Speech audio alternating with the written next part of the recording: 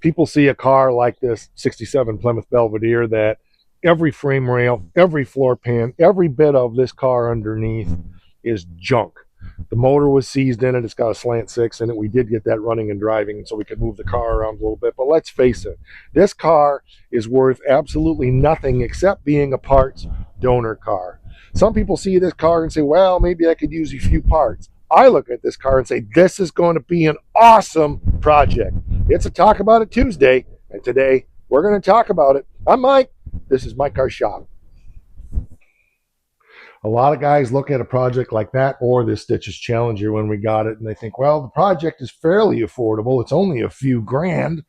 And then they go to their shopping cart and just start adding and adding and adding until they have to file bankruptcy. And that is not the way we're doing cars. This came out of a junkyard. I've said it ad nauseum. There's 200 episodes on the channel about this car. It was rotted from the firewall to the rear bumper. This was a stripped out donor car. And when I see a car like that, I say, hey, that's a perfect project. Where other people say, that thing's junk. You see, my approach to building cars isn't going to a parts catalog to see what I have to buy. It's going to my own inventory of stuff and saying, what do I have that I could repurpose? And I'm not necessarily looking at what do I have for a 70 Duster. I'm just looking at what I have and using my brain to say, can that possibly be made to work on this project or that project or that project or any of the other 13 projects we have here in the shop. The second thing I do is I don't go to the parts catalog to see what I can buy. The first thing I do is look at a car and say, oh, what can I make?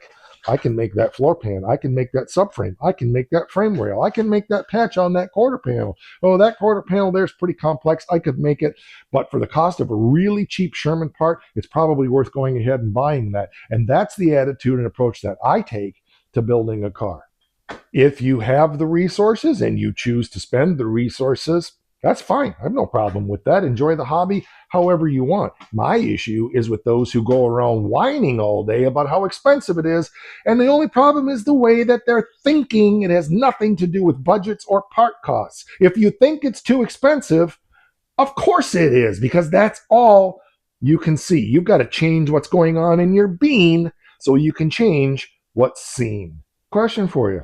When you buy $5,000 worth of parts for a car, how many tools can you make out of that? But when you spend a couple $100 on a tool, how many parts can you make with it? You see the change in thinking. You buy a sheet metal brake, you have unlimited potential in how many parts you can make with that brake. You buy a shrinker stretcher, you have unlimited potential in how many parts you can make. You buy a bead roller, you have unlimited parts that you can make with those tools. But when you buy a floor pan or a quarter panel or a frame rail, you can't make one tool, nor can you make another part. That's money that's spent that will never return anything except the joy and maybe the resale value, if you're going to sell it, of the car. So I want you to think differently. It doesn't have to be unreachable. What has to happen is you have to change the way that you think. So remember this. Tools make parts, but parts can't make tools. Oh, but I don't have the skills to make those parts. Oh, get over yourself. If you want skills, get them. Learn it. Take a class. Get on YouTube. There's a million YouTube channels just like this one that show you how to make stuff. I show you how to make stuff. Go over to Fitzy Fabrication. He shows you how to make stuff. Go over to Iron Trap Garage. He shows you how to make stuff. There's Puddin's Fab Shop. There's all kinds of stuff on YouTube that can teach you how to make stuff. And then you got to get off your butt and get out in the shop and make it. Oh, but I don't have a shop. Oh, of course you don't. Stop whining and figure it out. There's nothing more frustrating than hearing somebody say, but I can't. Of course you can't. You've made up your mind. You're not looking for possibilities. You're looking for excuses to stay sitting on your butt and watching the TV instead, and get it out there and get after it.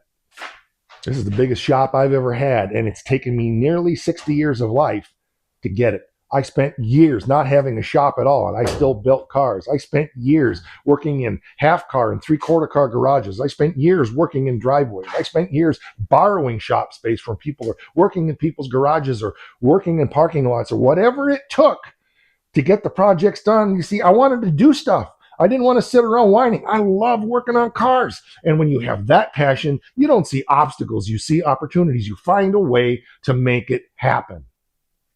The motto here in the show intro that we don't use anymore, but on the channel intro, is taking on projects that others deem beyond repair. The worse something is, the more excited I get about it because I see the possibilities and I know it's going to be a huge time commitment, but I love making stuff. I don't like buying stuff. And I don't have the money to buy stuff anyway, but even if I did, I wouldn't spend it because I love to make stuff. And that's the passion I want you to have. Is it I'm not saying there's anything wrong with buying stuff. I'm not, no condescension. What I am saying is if you're telling everybody else the hobby's too expensive, you got to have deep pockets. Oh, quit your whining or go get some cheese to go with it. The only limitation is the one you put on yourself. If you can't see possibilities, if you can't see opportunities, it's just because you haven't seen them yet. But the moment you say, I can't, you won't because you don't think you can. So change your frame of reference, change the way you see things and say, okay, I haven't discovered that yet, but I'm going to keep after it until I figure out a way to accomplish what I want. I mean, the reality is I never dreamed I would have the vehicles that I have. And every one of these vehicles here was acquired for pennies on the dollar to nothing. Or maybe I exchanged some labor for one of the projects. That's it. We keep this on the low buck. We keep it real to make it attainable for people who don't think they can, but they really, really want to. That's it for this one. I'm going to get down out of the pulpit now and go put my scripture of fabrication away. And you get out there in your shop and you get after your projects. We do have channel memberships for as little as $5 a month. If you like what you see, you can get access to behind the scenes stuff here as well. And one more thing, the Raw Micro Shop, it's important and I don't want you to forget.